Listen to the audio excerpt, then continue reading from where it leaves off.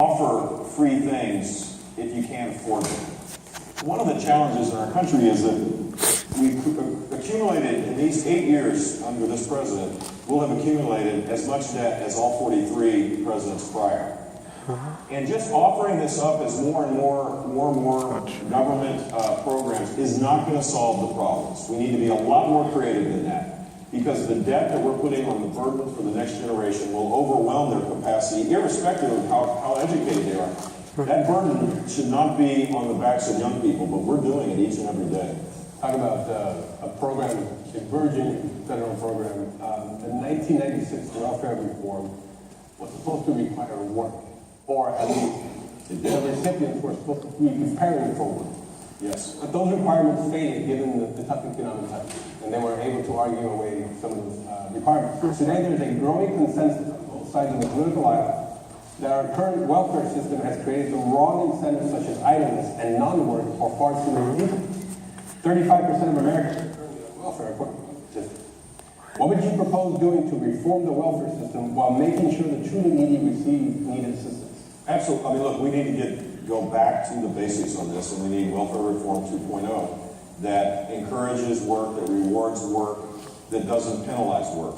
There's elements of welfare reform that we need to expand beyond the 96 law, which, by the way, in some states like Florida, there was a 90% reduction in the number of people on welfare.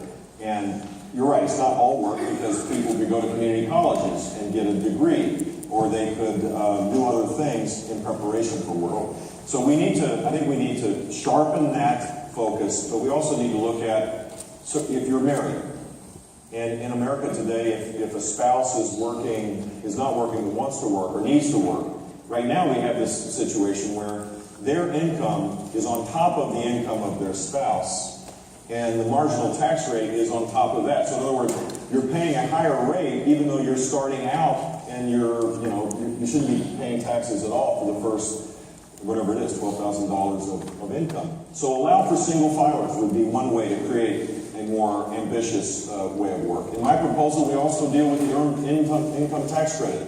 Single people ages 20 to 24 cannot apply for earned income tax credit, and that's where there is significant double-digit unemployment. If you gave them an earned income tax credit, it's a much better way than raising the minimum wage to allow for them to enter the workforce and start garnering the skills of work that would allow them to rise up.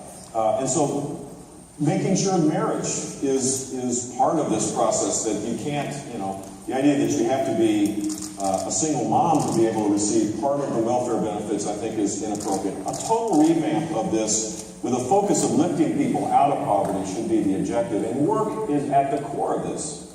You have to have a society where more and more people have a chance to work.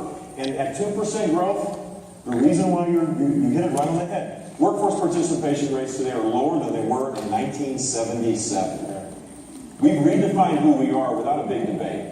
This country has always been a country where hard work has been rewarded. And now there are detriments for that to happen. We're putting lids on people's aspirations, particularly low and moderate income people. How responsible is government in that low participation?